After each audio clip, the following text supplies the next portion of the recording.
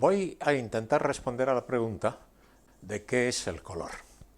Y para un físico la respuesta es sencilla, es la longitud de onda de una luz visible. Para una bióloga, sin embargo, es algo bastante más complejo, un mecanismo neuroquímico en el ojo y en el cerebro. Y, de nuevo, para un físico o física, diremos que todo es física en el fondo, incluido el funcionamiento del cerebro. Las personas que me han inspirado en la respuesta a esta pregunta son dos. Uno es Germain Fruteau, que es un estudiante de la Universidad de La Laguna, que dio una excelente charla sobre este mismo tema y que me inspiró bastante. Y el otro, naturalmente, es Richard Feynman, famoso físico del siglo pasado, en sus 3 libros de Introducción a la Física, que son una maravilla perenne. Y realmente lo que voy a discutir es por qué vemos. El primero en investigar esto fue quizás Pitágoras, el Pitágoras del triángulo, que vivía hace unos 25 o 26 siglos.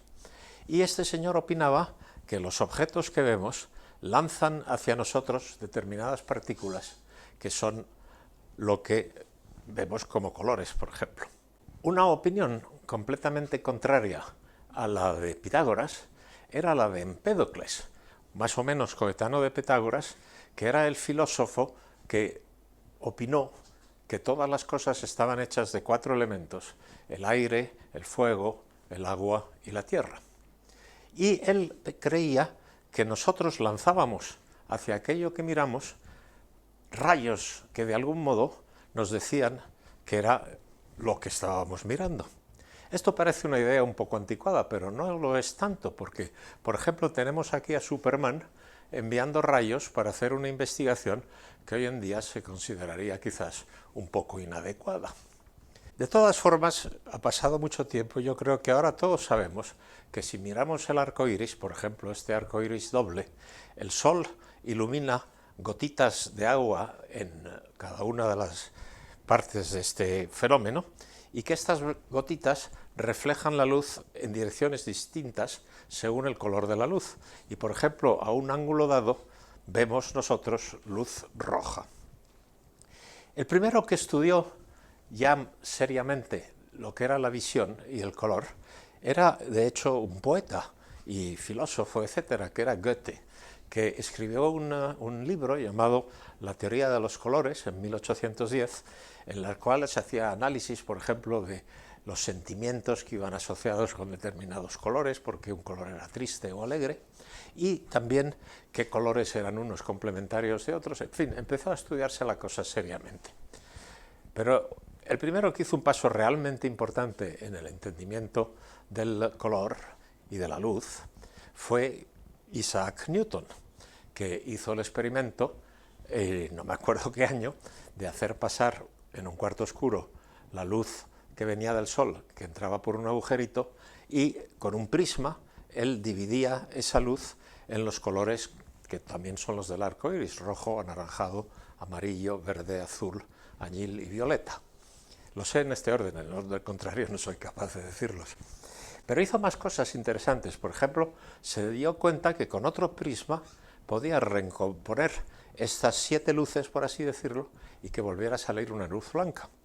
Y que si recomponía solo una parte, pues salía una mezcla de un color curioso que a lo mejor era verde. Y podía también, si iba a la punta del prisma, reflejar de nuevo solamente el rojo. A pesar de que hizo todos estos experimentos, él tenía una teoría falsa, como veremos, y es que la luz estaba formada por partículas, una teoría que es medio falsa. Hoy en día sabemos, de manera totalmente contundente, que los colores del arco iris son distintas longitudes de onda de una onda de luz, que van desde una onda corta, que tiene 400 nanómetros de longitud de onda, de una cresta a la siguiente, de la onda de luz, hasta el rojo, que es una onda más larga, que tiene, no sé, 665 nanómetros de distancia entre una cresta y la siguiente. Y Newton, como decía, creía que la luz era un conjunto de partículas que Einstein denominó fotones. También en aquella época había alguien con la opinión precisamente contraria, que era Christian Huygens, que es un flamenco de la época, que opinaba que la luz son ondas. Hoy en día entendemos la luz sobre la base de la mecánica cuántica, que es una parte de la ciencia con una precisión por ahora siempre total. Y en mecánica cuántica aprendemos que la respuesta de qué está hecha la luz es según cómo la estudies, una luz presenta aspectos de un conjunto de partículas o presenta aspectos de una onda. Y eso es algo de lo cual no voy a hablar hoy porque nos llevaría bastante lejos. Otro tipo que hizo un descubrimiento fundamental fue el señor Herschel, que vemos aquí con su esposa preparando una lente para uno de sus telescopios. Pero uno de los experimentos que hizo es que dividió la luz como Newton con un prisma y puso un termómetro más allá de la última luz que él podía ver con el ojo, que es la luz roja. Y así descubrió que el termómetro se calentaba. Es decir, llegaba allí una luz que él no veía, pero que claramente estaba allí, puesto que hacía algo como calentar el termómetro. Esa luz se llama infrarroja y también tenemos sentidos para notarla. Si tú aproximas la mano a un horno de microondas o sobre todo un horno de verdad, te das cuenta de que está caliente y lo que estás sintiendo es la luz infrarroja que emite el horno. El espectro visible es una pequeña fracción de todas las longitudes de onda o energías. La energía y la frecuencia, que es la inversa de la longitud de onda, están relacionadas. Vemos solamente de todas las posibles luces un pequeñísimo paréntesis de, por ejemplo, de longitudes de onda que pueden llegar hasta ondas de radio, que tienen decenas de kilómetros de longitud de onda, hasta rayos gamma, que tienen una longitud de onda que es una fracción del tamaño de un núcleo atómico. De todo ese enorme espectro, se llama, de posibilidades, vemos solamente una ventanita que coincide con la ventana en la cual la atmósfera es muy transparente a la luz del Sol. Por eso hemos evolucionado hasta ver este tipo de ondas. Pasando ahora a cómo vemos las ondas efectivamente, lo que vemos aquí es un esquema de un ojo humano. El ojo humano proyecta con una lente el objeto que uno está mirando en una pantalla curva en el fondo del ojo que se llama la retina. Y en la retina tenemos una serie de células fotosensibles, es decir, capaces de detectar que han llegado partículas o ondas de luz. Y son de dos tipos, unas se llaman conos, porque acaban así con una forma cónica, y otros se llaman bastones, por motivos también evidentes. Y esto es como están distribuidos los conos y bastones en la retina. Lo que vemos en el eje vertical es el número de miles de células por milímetro cuadrado, que hay miles y miles y miles, como veréis, y en el eje horizontal vemos el ángulo desde el punto en el que somos más sensibles a la luz, que se llama la fóvea, que está en medio de la retina. Y para un lado, el lado de la nariz, vemos que los bastones se extienden hasta todo el lado de la retina y hay muchos. Y lo mismo del otro lado hasta el lado de la oreja. De manera que tenemos con los bastones una visión panorámica.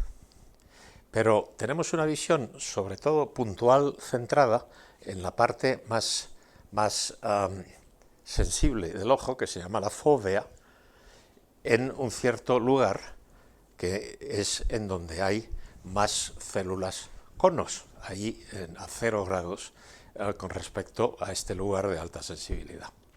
Y luego tenemos un sitio en el ojo, en la retina, en la cual no vemos luz, porque de ahí salen los nervios hacia el cerebro, y ahí no hay sitio, por así decirlo, para tener células fotosensibles.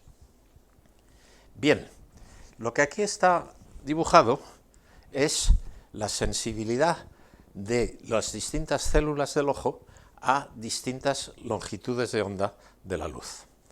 Y vemos, por ejemplo, que los bastones, que son los que se extienden sobre toda la retina prácticamente, los bastones solamente ven grises, no distinguen un color de otro, distinguen solo más o menos luminosidad, pero son 1000 veces más sensibles que los conos, que son los que ven colores. Por ejemplo, en la oscuridad ya acostumbrados, nuestro ojo es capaz de ver un solo fotón, gracias a la alta sensibilidad de los bastones.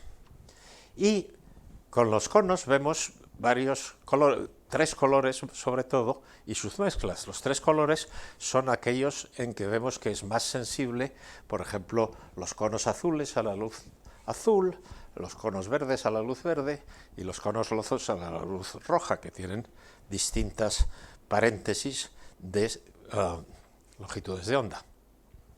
También vemos, si proyectamos sobre una pantalla que refleje bien una luz roja, una luz verde y una luz azul, vemos todos estos distintos colores. Por ejemplo, el centro, la mezcla de estos 3 colores, es lo que nosotros percibimos como blanco. Esto es una manera de mezclar colores. Hay otra manera de mezclar colores, que es la que uno tiene con las pinturas, por ejemplo.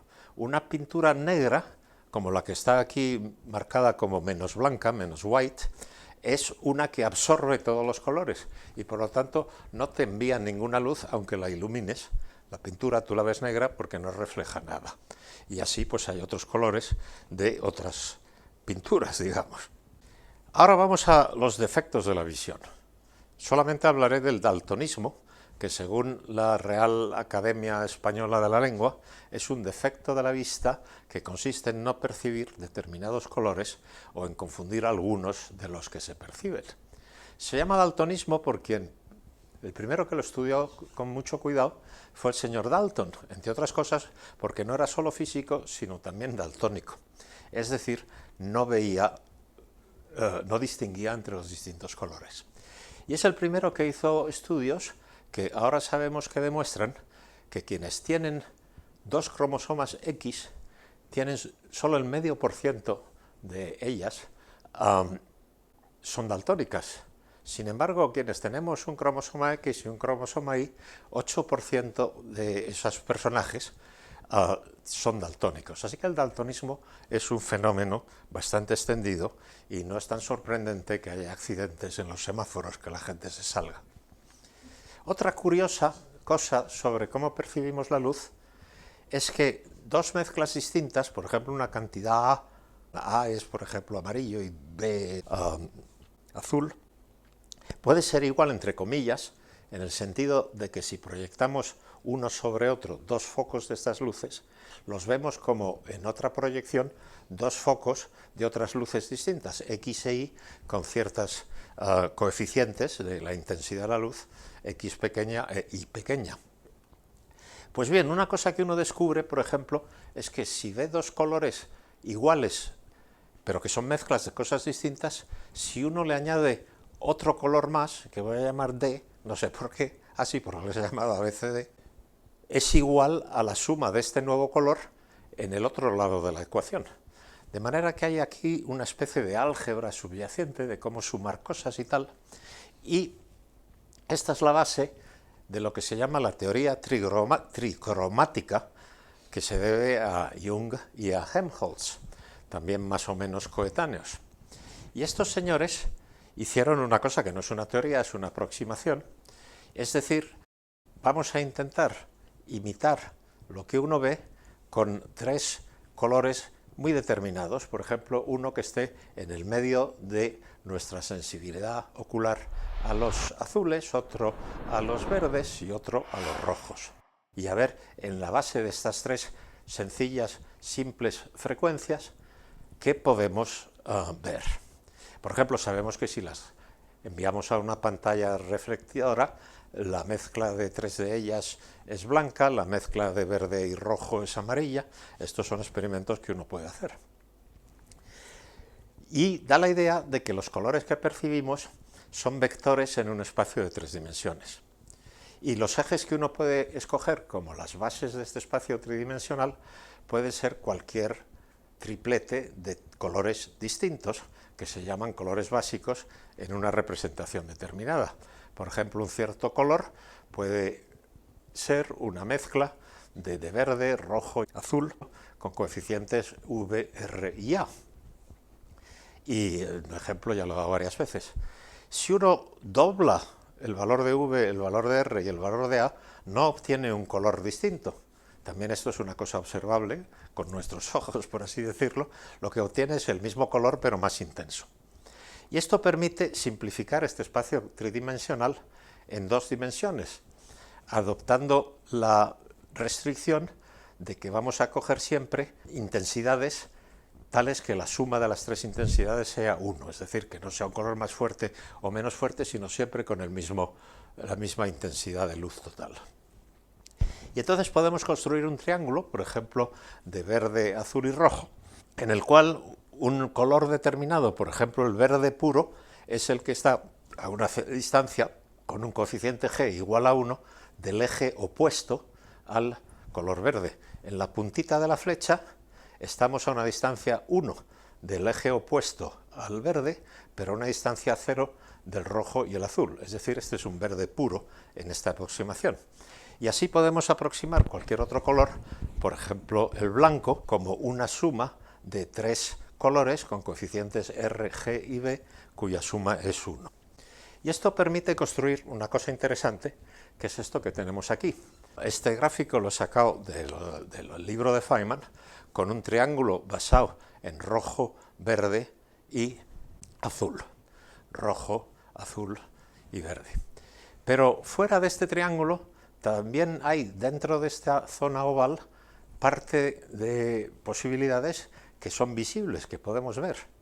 Y lo que vemos en el contorno son las longitudes de onda de luz pura, por ejemplo de 570 nanómetros o de 610, que es más o menos el rojo. Y todo lo que está fuera de esta patata cortada es la zona que nosotros no vemos.